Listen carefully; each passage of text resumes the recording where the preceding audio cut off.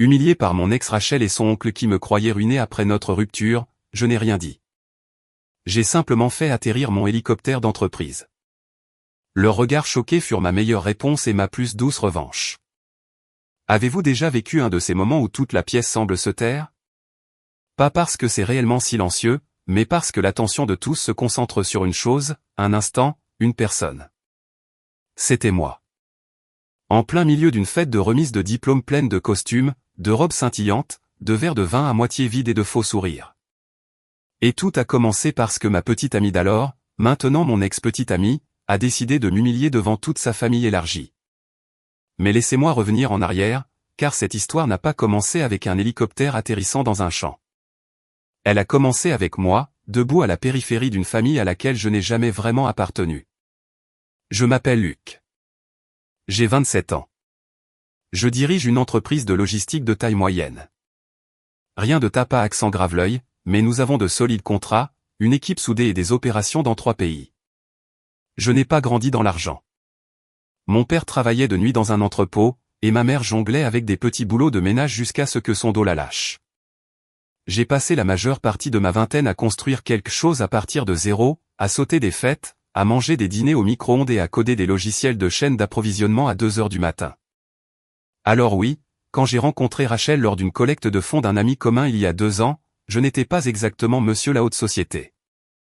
Rachel était le genre de fille qui avait toujours vécu dans une orbite bien au-dessus de la mienne. Des articles de designer partout, des vacances en famille aux Maldives, un père qui investissait dans les gens, ce qui s'est avéré être un euphémisme pour siéger au conseil d'administration de start-up technologiques. Il ne comprenait pas.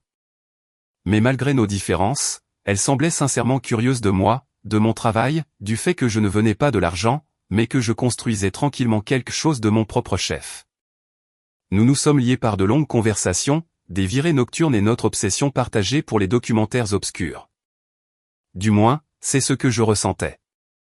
Plus nous avancions, plus je remarquais à quel point sa vie était orchestrée. Sa famille avait cette façon de sourire sans jamais vraiment le penser. Sa mère, Valérie, faisait des commentaires acerbes sur ma voiture, économique. Et son père, Gérard, me présentait lors d'événements comme Luc, l'ami de Rachel, qui essaie le truc de l'entrepreneur. Je ne le corrigeais jamais, même quand nous sortions officiellement ensemble, car je connaissais le type. Il n'était pas ignorant. Il était condescendant. Pourtant, Rachel me défendait toujours, du moins en privé. Elle me disait de ne pas les prendre au sérieux, que son père traitait tous les hommes comme ça. Que sa mère était juste, intense. Et je la croyais, parce que l'amour vous fait ignorer les signaux d'alarme jusqu'à ce qu'ils forment une véritable parade. Accélérons jusqu'à la semaine de la remise de diplôme de Rachel. Elle venait de terminer son master en communication, et ses parents organisaient une fête dans leur maison au bord du lac. Cette monstruosité moderne et absurde de 3 étages avec des murs de verre et une piscine qui surplombait l'eau. J'avais des réserves à y aller. J'avais fait des doubles quarts au bureau pour conclure un accord avec un grand distributeur et n'avais pas dormi correctement depuis des jours. Mais Rachel a insisté, disant que cela signifierait beaucoup pour elle. Alors je me suis présenté. J'ai mis mon plus beau costume, bleu marine, fraîchement repassé avec des boutons de manchette que Rachel m'avait offert pour mon anniversaire. Elle m'a accueilli à la porte avec une coupe de champagne et un sourire légèrement distrait. « Tu es là. Je n'étais pas sûr que tu puisses venir, dit-elle, ses yeux déjà tournés vers quelqu'un d'autre derrière moi. J'ai mis ça sur le compte du stress. Après tout, c'était sa grande soirée. Sa famille m'a, comme prévu, regardé de haut en bas. Gérard m'a serré la main comme si je postulais à un emploi pour lequel je n'étais pas qualifié. Valérie m'a fait une brève accolade et m'a dit que j'avais l'air, très sérieux, ce soir. La sœur aînée de Rachel, Claire, qui avait toujours eu une étrange tension avec moi, a souri et a marmonné quelque chose sur le fait que ça devait être agréable de faire une pause dans les tableurs. Je l'ai ignoré.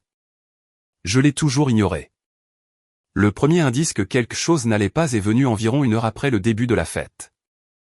J'étais près du patio, buvant un verre et regardant le soleil se coucher derrière les collines quand j'ai entendu Rachel parler à sa tante et son oncle. Je n'espionnais pas exactement, mais les voix portaient. « Oui, je pense qu'il est temps de passer à autre chose, tu sais, dit-elle. Je veux dire, Luc est gentil, mais j'ai besoin de quelqu'un qui comprenne vraiment ce monde. Sa tante a fait un bruit d'acquiescement. Et puis Rachel a ajouté, en riant, honnêtement, la moitié du temps, j'ai l'impression de sortir avec un stagiaire très poli. Ça a fait mal. Je me suis détourné avant d'en entendre davantage. Je ne voulais pas m'effondrer. C'était peut-être juste une blague sortie de son contexte. Elle essayait peut-être d'impressionner sa famille. Je l'avais déjà vu adopter ce mode performatif, surtout autour de son père. Mais le nœud dans mon estomac n'a pas disparu. Le dîner était un buffet. Homard, filet mignon, une sorte de pâte à la truffe que je ne pouvais pas prononcer. Tout le monde était habillé comme s'il assistait à une collecte de fonds au Grand Palais. Je me sentais à nouveau déplacé. Rachel me regardait à peine, sauf pour me demander si je pouvais lui prendre un autre cocktail. Je l'ai fait. Et c'est là que le moment est arrivé, celui qui a tout déclenché. Alors que je lui tendais le verre, Rachel s'est tournée vers le groupe autour d'elle, ses parents, Claire, son cousin André, quelques amis de la famille B, et a dit assez fort pour que tout le patio l'entende, vous savez ce qui est drôle ? Papa a toujours dit que je devrais sortir avec quelqu'un qui puisse suivre. Je pensais être rebelle en choisissant quelqu'un en dehors de notre monde, mais maintenant je comprends. Elle m'a regardé avec ce sourire tordu. Bonne chance pour payer un dîner sans l'aide de mon père, Luc. Le groupe a ri. Même Valérie a esquissé un sourire pincé, comme si elle n'approuvait pas la méchanceté, mais ne pouvait pas nier à quel point c'était vrai. Je suis resté là, stupéfait. Je n'ai pas dit un mot. Ma poitrine était serrée, mes doigts engourdis. Mais avant que je puisse même penser à une réponse, son oncle Charles, oncle Charlie, le seul de la famille à m'avoir jamais traité comme une personne, a gloussé et secoué la tête. Tu supplieras pour revenir, a-t-il dit. Ils le font toujours. On ne savait pas s'il me parlait à moi ou de moi. Peut-être les deux. Mais quelque chose dans son ton a ancré l'humiliation plus profondément. Je n'ai pas bronché. Je n'ai pas argumenté. J'ai juste tapoté mon téléphone. Les instants suivants sont un flou dans ma mémoire. Mais ce qui s'est passé ensuite? C'est là que tout a changé. Pendant une seconde après avoir tapoté mon téléphone, personne n'a bougé. C'était peut-être le silence inattendu qui a suivi la pique de Rachel. Ou peut-être le léger changement dans ma posture. Épaules en arrière, mâchoire serrée, le genre de posture que je n'avais pas adoptée avec sa famille auparavant.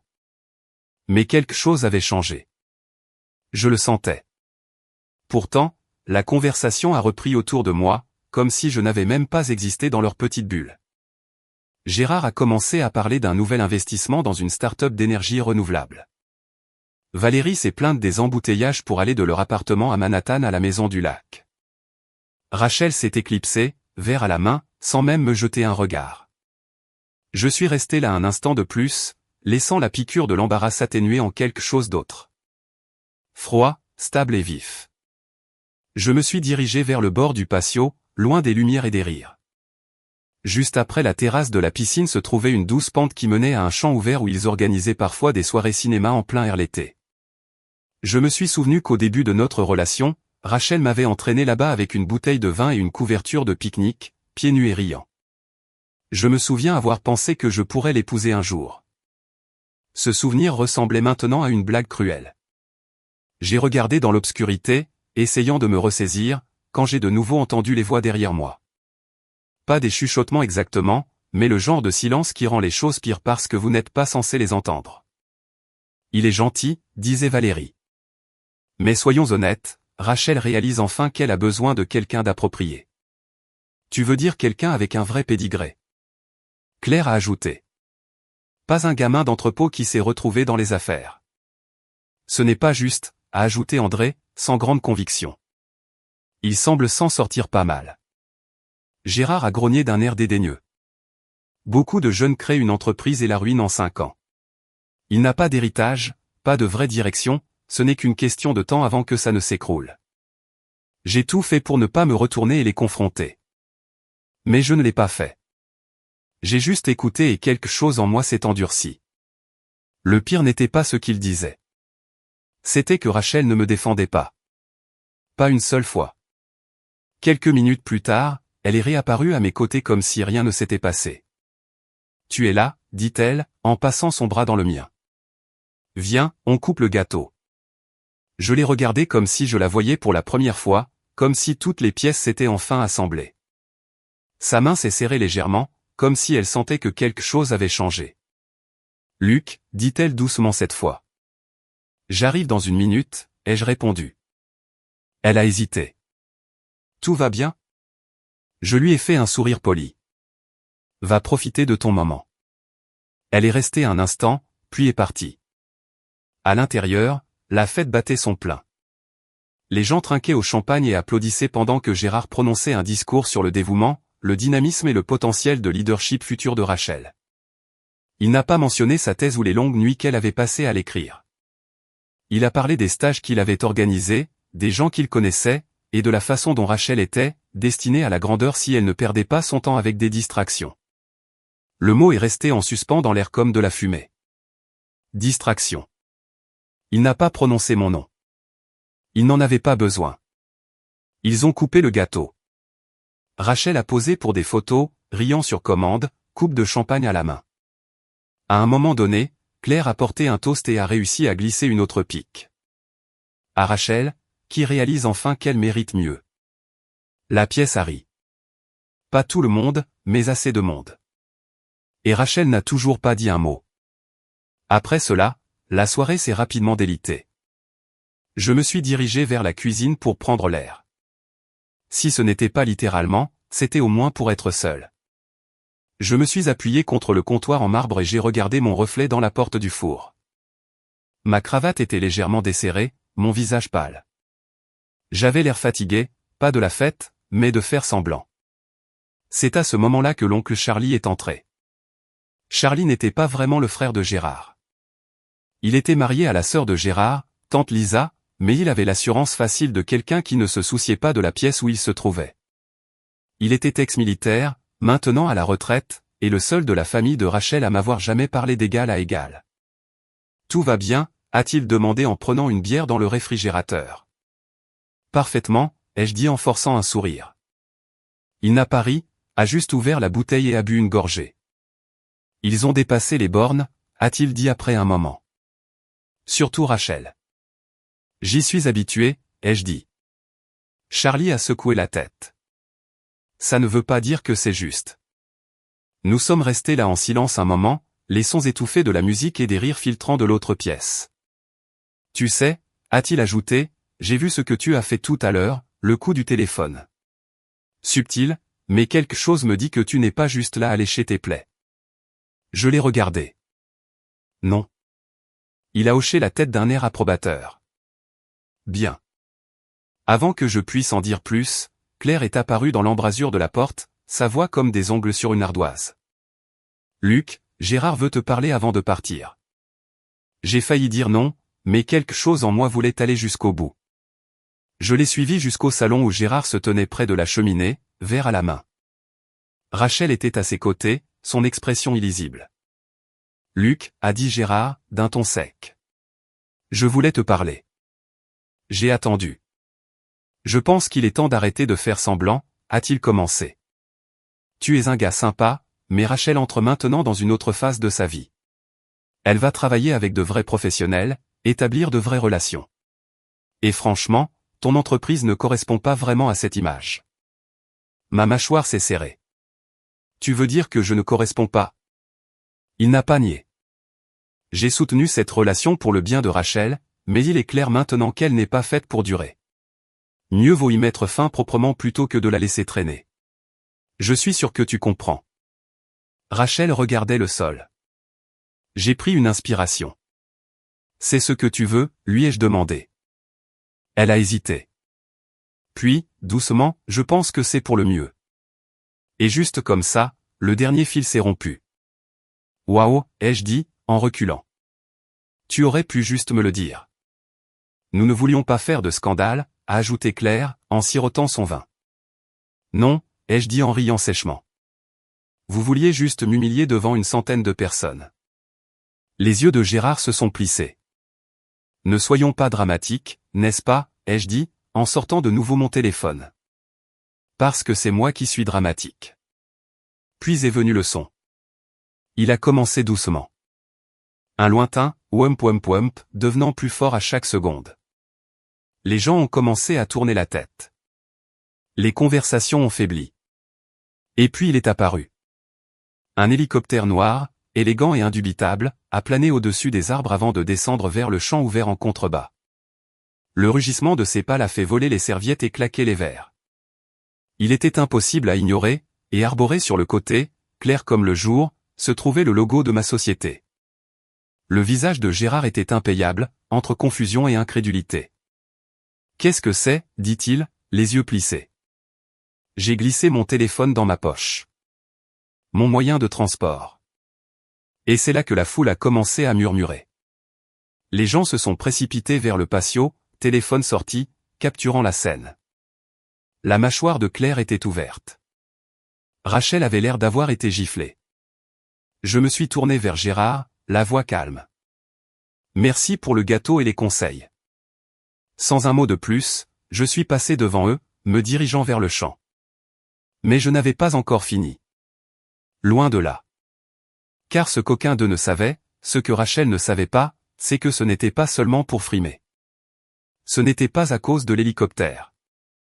Ce n'était même pas une vengeance. Il s'agissait de vérité, de pouvoir, de lever le voile et de leur faire voir ce qu'ils avaient vraiment jeté. Le vol en hélicoptère fut court, mais chaque seconde s'est gravée dans ma mémoire comme un tatouage sur la pierre. Je n'ai pas regardé en arrière en traversant le champ en pente. Ni le patio rempli de bouches béantes. Ni Gérard, qui restait figé, un verre à la main. Ni même Rachel, dont le silence était plus assourdissant que tout ce qu'elle aurait pu dire. J'ai juste continué à marcher, à pas lents et délibérés, jusqu'à la porte de l'hélicoptère, qui s'est ouverte tandis que mon pilote, Jonas, sortait pour me saluer. Il m'a fait un signe de tête complice, à peine audible au-dessus du vrombissement des pales. « Prêt, patron ?» J'ai hoché la tête une fois et je suis monté. De là-haut, leur maison du lac semblait petite, comme un ensemble de jouets en verre et en acier. Alors que nous montions, toute la propriété a rapetissé, et avec elle, tout ce qui m'avait lié à une version de moi-même qui essayait constamment de gagner une place à la table de quelqu'un d'autre. Au moment où nous étions dégagés des arbres, je me suis adossé et j'ai expiré. Mais je ne me sentais pas triomphant. Pas vraiment.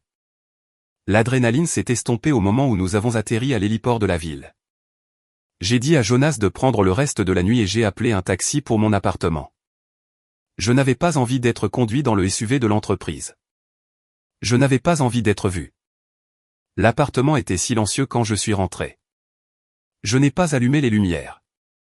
Je me suis juste assis au bord du canapé, j'ai desserré ma cravate et j'ai fixé le mur. J'avais passé des mois, des années à me dévouer à cette relation. Pas seulement la romance, mais à essayer de m'adapter au monde de Rachel, à me mordre la langue, à endurer les affronts, à rire des commentaires passifs-agressifs, tout au nom de l'amour, ou de ce que je croyais être l'amour. La nuit après la fête s'est passée en silence. Je n'ai pas mangé, pas dormi, je suis juste resté là pendant que la ville bourdonnait à l'extérieur de mes fenêtres. Le vrai choc est survenu le lendemain matin. Je me suis présenté au bureau avec des cernes sous les yeux et un sourire forcé. Mon assistante, Nina, m'a jeté un coup d'œil rapide et a dit « Ça va, pêche ?» J'ai encore menti. Réunion, email, mise à jour d'inventaire, tout cela me donnait l'impression de bouger sous l'eau. J'avais du travail à faire. Du gros travail. Un accord que nous essayions de conclure avec une entreprise multinationale de fret. Cela pourrait tripler nos revenus au cours des 3 prochaines années.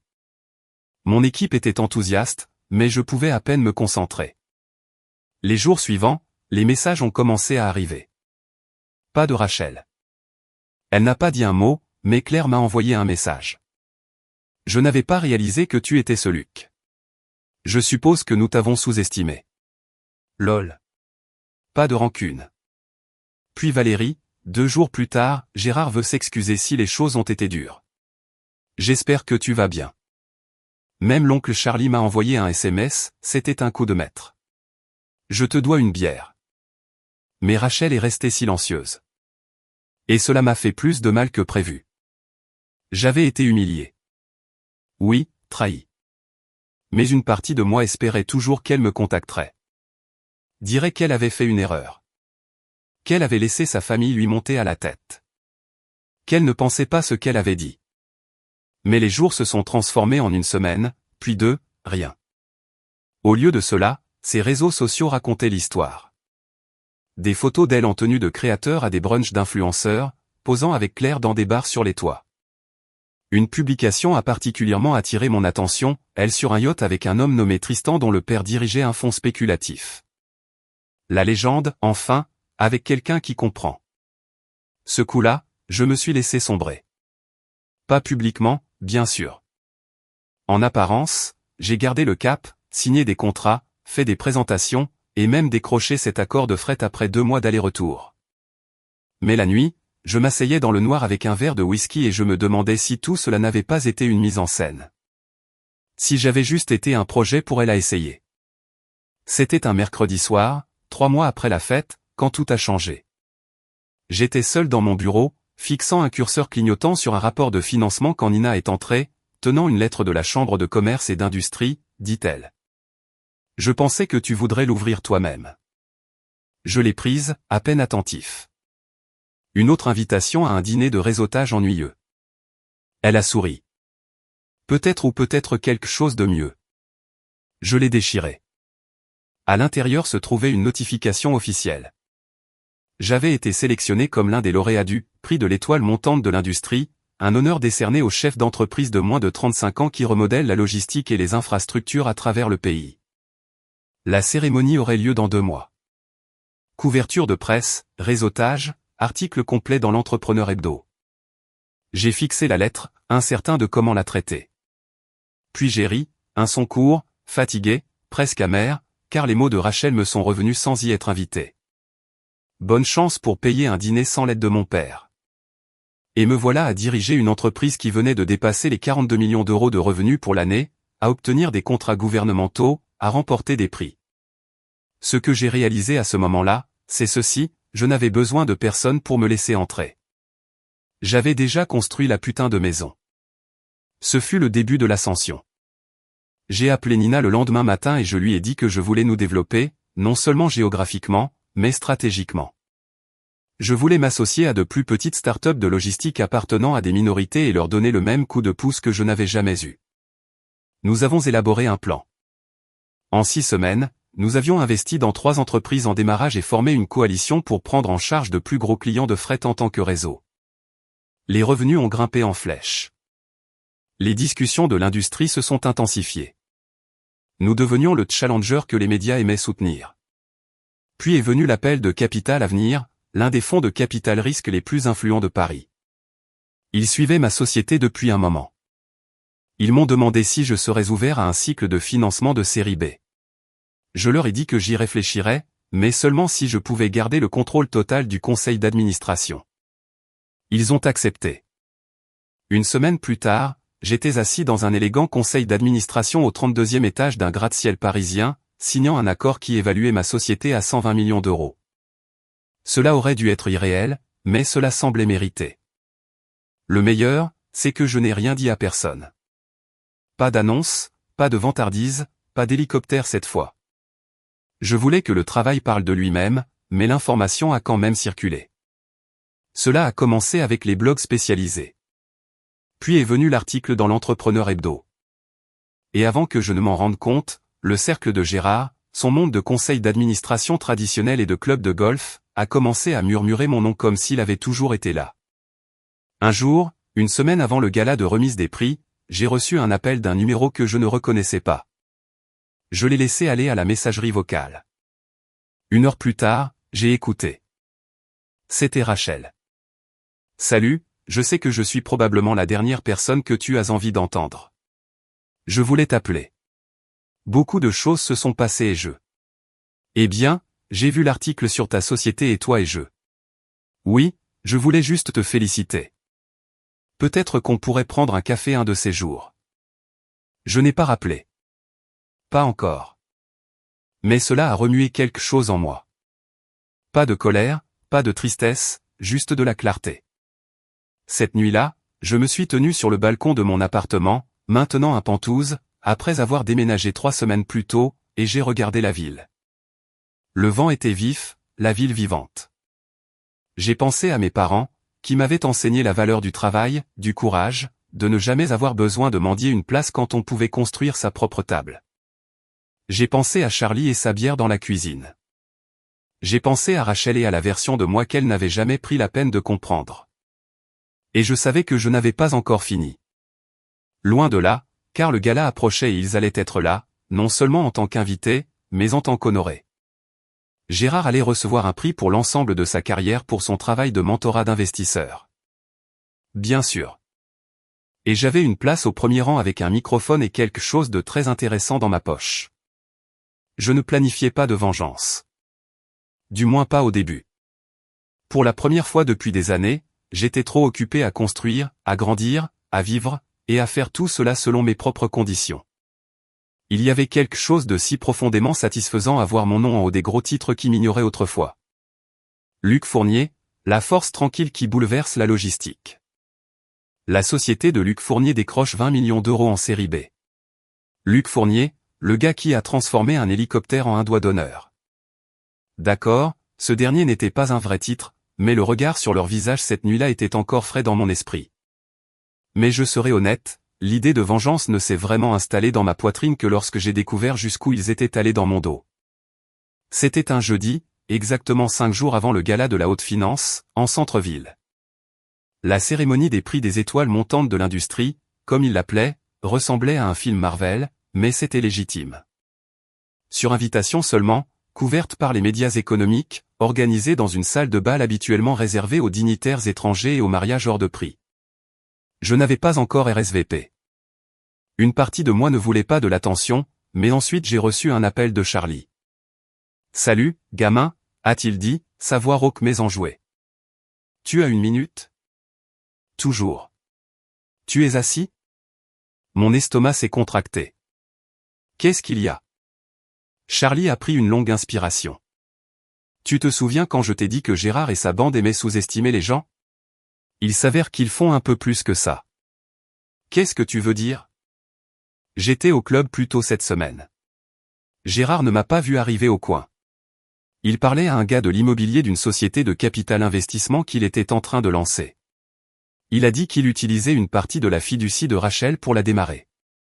D'accord. Et il a dit autre chose, quelque chose pour s'assurer que ton nom n'apparaisse plus dans l'industrie.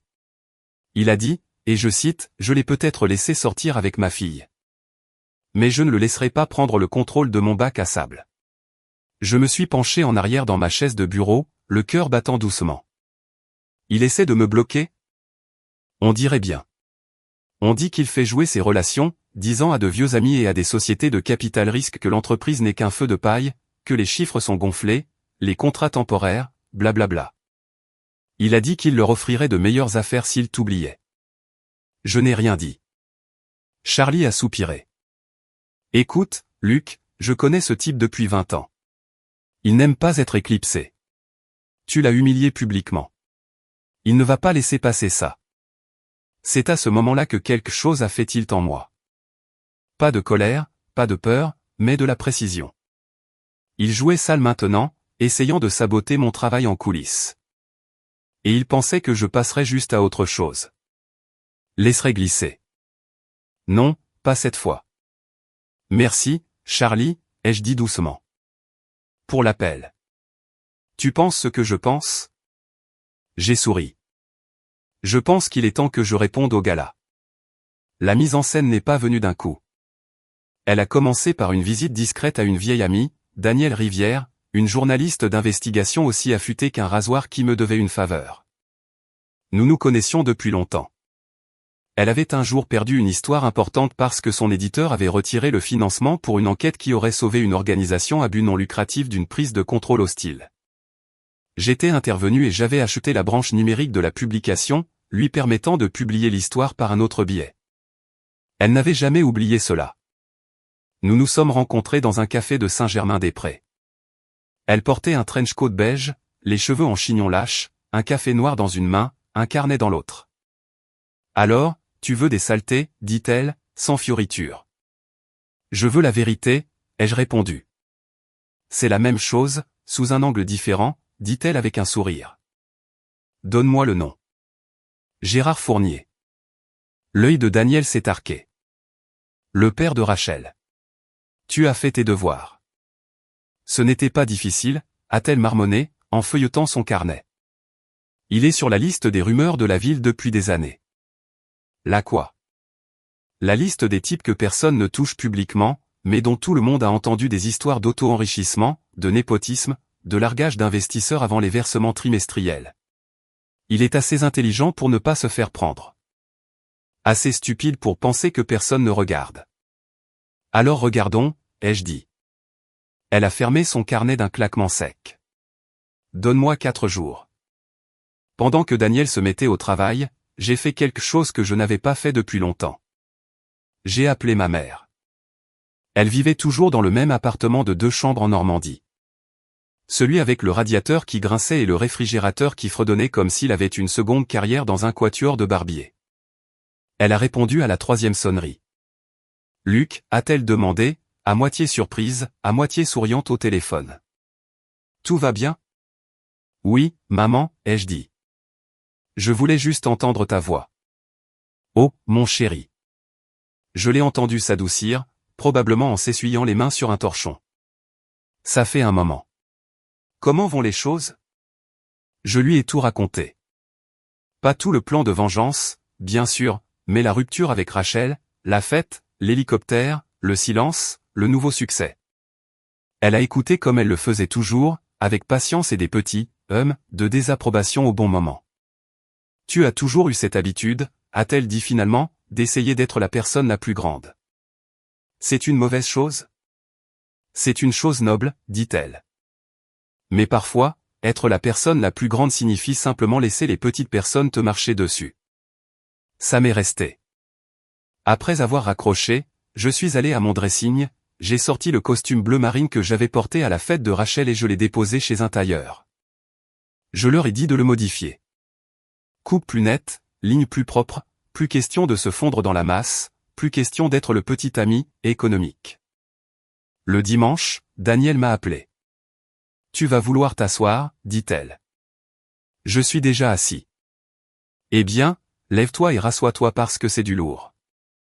Elle a déterré des dossiers, des règlements discrets enfouis dans les notes de bas de page des déclarations fiscales, une plainte d'un dénonciateur qui a mystérieusement disparu après une démission soudaine. Et une ancienne enquête de l'AMF qui a été classée de manière suspecte rapidement après l'intervention du neveu d'un sénateur. Daniel avait des dossiers, des noms, même des emails. Elle ne publiait rien encore, mais elle a tout mis dans un beau dossier numérique propre et intraçable. Tu sauras quoi en faire, dit-elle. Je savais. Lundi matin, j'ai appelé ma conseillère juridique, Tatiana, une spécialiste des contrats qui faisait passer les requins pour des poissons rouges. Nous avons un échiquier, lui ai-je dit. Il est temps de jouer. Ensemble, nous avons préparé une lettre juridique limitée mais très réelle adressée à Gérard, citant un intérêt potentiel à enquêter sur des malversations financières si les commentaires diffamatoires concernant l'entreprise continuaient de circuler. Formulé juste assez ambigu pour laisser entendre que nous savions.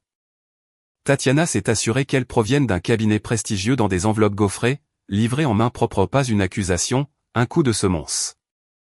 Puis j'ai envoyé des invitations, des spéciales. Par le système de RSVP du gala, j'ai acheté 2 tables supplémentaires. Une pour mon équipe de direction et une pour les partenaires médias et les invités. Cette 2e table était réservée à Daniel, son équipe de tournage et 3 jeunes journalistes tech prometteurs, des gens qui aimaient les histoires de réussite d'outsiders et les drames d'entreprise. Je savais qu'ils ne publieraient rien immédiatement, mais ils regarderaient, écouteraient. J'ai aussi invité Charlie et j'ai envoyé un billet anonyme à Rachel. Pas de nom, juste le siège. Je ne savais pas si elle viendrait, mais si elle le faisait, j'avais besoin qu'elle voie qui j'étais sans elle.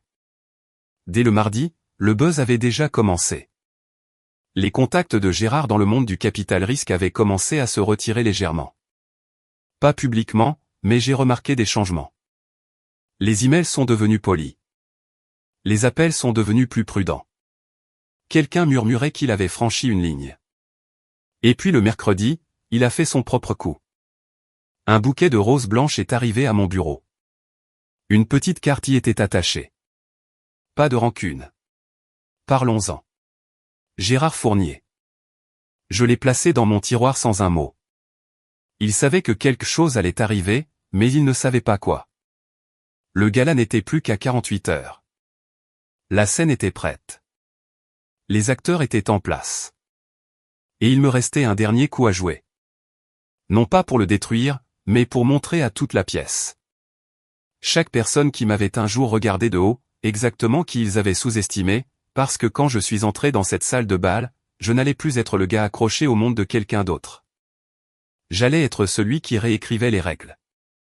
La nuit du gala arriva comme le calme avant une tempête. La salle de bal du Grand Hôtel de l'Opéra était baignée d'opulence. Lustre en cristal, colonnes de marbre blanc, un tapis si moelleux qu'il étouffait même le claquement des talons aiguilles. Une immense bannière tendue sur le mur du fond derrière la scène, étoile montante de l'industrie 2025 bâtir l'avenir. Tous ceux qui comptaient étaient là. Capital risqueurs, conseillers gouvernementaux, fondateurs de start-up, journalistes technologiques, et parmi eux, flottant comme des fantômes à travers la foule scintillante, il y avait des gens qui avaient l'habitude de me parler par-dessus lors des dîners. Qui qualifiait mon travail de « mignon » ou « ambitieux », qui ne se souvenait jamais de mon nom jusqu'à ce qu'il apparaisse dans les échos. Maintenant, il me serrait la main en premier. Nina, Tatiana et le reste de mon équipe de direction étaient assis à la table 14, à quelques rangées de la scène. Charlie était avec eux, charmant déjà un groupe de jeunes fondateurs avec un verre de bourbon à la main. Et à la table 15, mes partenaires médias, Daniel Rivière, avait son téléphone enregistrant discrètement la foule, des journalistes perchés à ses côtés avec des carnets ouverts et des yeux avides de gros titres. J'ai pris ma place et j'ai scanné la pièce une fois de plus. Gérard était là. Bien sûr qu'il l'était. Vêtu d'un smoking noir sur mesure et d'un sourire suffisant. Il était entouré d'une petite foule de dirigeants et de « oui. » Claire était à ses côtés, sirotant du vin blanc, balayant la pièce comme si elle en était propriétaire. Rachel n'était pas avec eux, du moins pas encore, mais elle était venue. Je l'ai aperçue de l'autre côté de la pièce, près du fond, à moitié dans l'ombre et essayant clairement de passer inaperçue. Elle avait l'air différente, plus tendue, plus gardée, les cheveux tirés en un chignon sévère. Pas la version insouciante dont je me souvenais. La fille qui m'avait un jour traîné pieds nus sur une colline avec une couverture de pique-nique. Maintenant, elle ressemblait à une responsable des relations publiques lors d'une conférence de presse. Quelqu'un qui avait oublié comment respirer. Elle m'a vu. J'ai hoché la tête une fois. Elle n'a pas rendu le mouvement. Peu importait. Les lumières se sont tamisées. L'hôte est monté sur scène. Des applaudissements ont parcouru la salle de bal. Les discours ont commencé. Certains sincères, d'autres sans âme. Puis sont venues les remises de prix. Quand mon nom a été appelé, il y a eu un léger silence puis des applaudissements bruyants et sincères. Quelques personnes se sont même levées. Je suis monté sur scène lentement, laissant le moment respirer. Le présentateur m'a remis la plaque en verre gravé, lourde et tranchante. Je l'ai remercié, me suis tourné vers la foule et me suis avancé vers le micro. C'était ça. Le moment de parler. Bonsoir, ai-je dit, d'une voix posée. Je vais essayer d'être bref car je sais que tout le monde a faim et la seule chose pire qu'un long discours est un steak froid. Quelques rires. Ça a aidé. Je suis reconnaissant d'être ici. Il y a 2 ans, je dirigeais une entreprise depuis un appartement d'une pièce, mangeant de la soupe en conserve et jonglant avec 3 ordinateurs portables. À l'époque, je n'avais pas de conseil d'administration ni de financement de série B. J'avais un signal Wi-Fi qui coupait à chaque fois que quelqu'un allumait le micro-ondes. Plus de rire. Mais j'avais aussi autre chose. Quelque chose de beaucoup plus précieux. J'avais la sous-estimation. Les rires se sont éteints. J'ai poursuivi. Voyez-vous, il y a quelque chose de drôle à être ignoré. Cela fait le tri. Cela vous montre qui est là pour les feux de la rampe et qui est là pour le long terme. J'ai laissé cela en suspens pendant une seconde. Certaines personnes dans cette pièce savent de quoi je parle. Elles savent ce que c'est de se faire dire qu'elles ne sont pas assez raffinées, pas assez riches, pas assez connectées. Mes yeux ont balayé la table de Gérard, lentement, délibérément, et parfois ces gens, ces critiques, sont proches de vous. Famille, mentor, gardien. J'ai vu le sourire de Gérard s'effacer. Claire se raidir à côté de lui. Mais ce qu'ils oublient, c'est que pendant qu'ils sont occupés à garder leurs portes, le reste d'entre nous construit des ponts. Et finalement, Les ponts deviennent si solides que les gens n'ont plus besoin de permission pour traverser. Un léger murmure a traversé la pièce. Alors, je voudrais dédier ce prix non pas à ceux qui m'ont aidé, mais à ceux qui ne l'ont pas fait. Parce que chaque épaule froide, chaque faux sourire, chaque petit mot de mépris m'a donné du carburant. Et si vous êtes assis ici ce soir, à vous demander si vous êtes du mauvais côté de l'histoire de quelqu'un, peut-être que oui. J'ai laissé mon regard se poser sur Gérard. Direct, inébranlable. À votre santé, ai-je dit, et je suis descendu de scène. Les applaudissements sont venus tard. Certains étaient encore en train de digérer. D'autres essayaient de ne pas regarder Gérard, qui était devenu mortellement immobile, sa mâchoire serrée, une main agrippant son verre de vin comme s'il voulait le broyer. Claire s'est penchée et lui a chuchoté quelque chose, mais il n'a pas répondu. De retour à ma table, Charlie a levé son verre. Ça, dit-il, c'était chirurgical. Nina a souri. Tu as largué du napalm et tu es parti avec une plaque de remerciement. Je n'ai pas souri. Pas encore. Parce que le vrai coup est venu après le dîner. Pendant la séance de réseautage, je me suis dirigé vers le groupe de Gérard. Il m'a vu arriver, à son crédit, il n'a pas bronché. Luc, dit-il en tendant la main. Félicitations. Quel discours. Merci, ai-je répondu, lui serrant la main d'une poigne juste assez ferme. Je vois que vous avez amené la famille, Claire a offert un sourire cassant. Nous soutenons toujours les nôtres. Intéressant, ai-je dit. J'avais l'impression que vous faisiez le contraire. Cela l'a fait taire. Gérard a de nouveau levé son verre, feignant l'indifférence. De l'eau sous les ponts. Vous avez clairement réussi. Pas de rancune. Oh, aucune, ai-je dit doucement. Bien que j'ai entendu dire que vous dissuadiez certaines entreprises d'investir dans ma société. Quelque chose à propos de nous étant un feu de paille. Son sourire a vacillé. Je ne sais pas où vous, c'est bon, les jeux coupés. Vraiment, je voulais juste que vous sachiez que nous ne cherchons plus de capitaux. En fait, nous devenons acheteurs.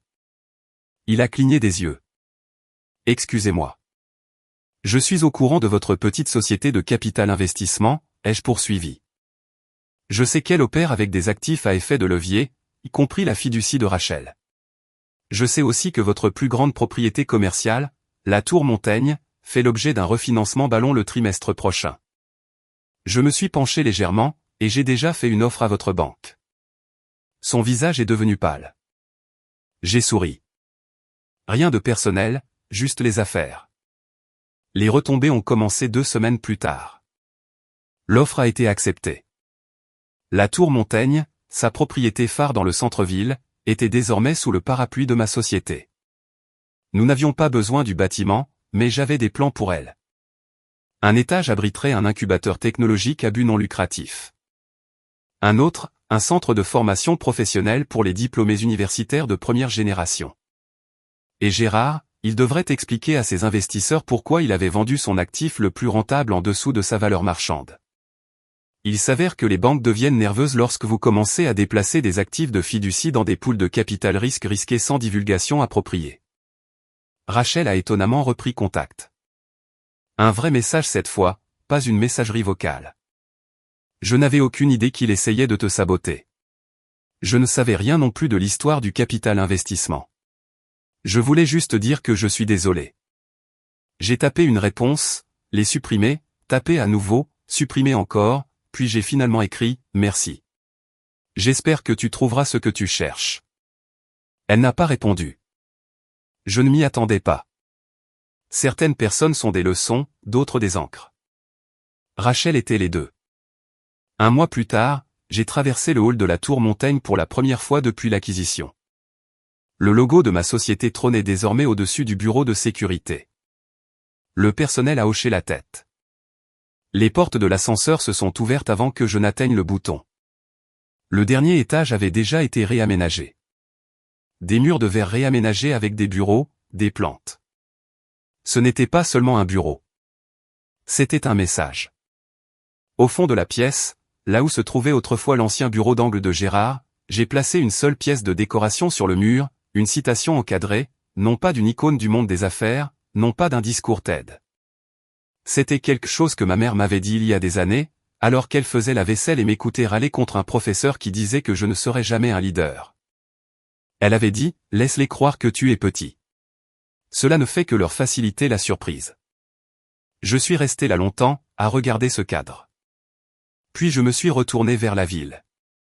Des gratte-ciel s'étendant à l'infini, vivant de lumière et de mouvement. Fini d'essayer de m'intégrer dans le monde de quelqu'un d'autre. J'avais construit le mien. Et ils commençaient enfin à s'en rendre compte. Ils ont essayé de verrouiller les portes, mais je suis revenu en possédant la propriété.